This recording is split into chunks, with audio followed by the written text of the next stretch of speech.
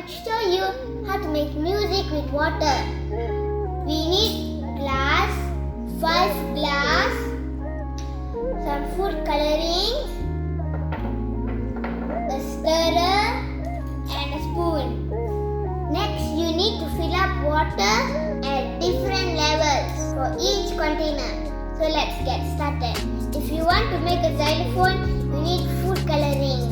I want to make a xylophone, so I'm going to put a little bit of food coloring. So I'm going to put yellow and green. Red to the last. Now I'm going to stir it.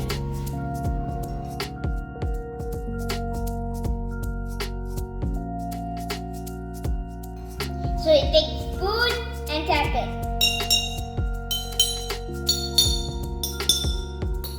Can you hear that? Do, re, mi, fa, sol, la, ti, do. Do you know what just happened? When you tap the spoon on the glass, it creates a vibration, sending a sound wave through the water in the glass. Sound wave travels at different speed through the water. Each glass makes a different sound.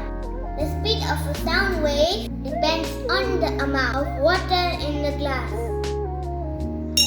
The glass with the highest water makes the lowest sound, because sound waves travel the slowest.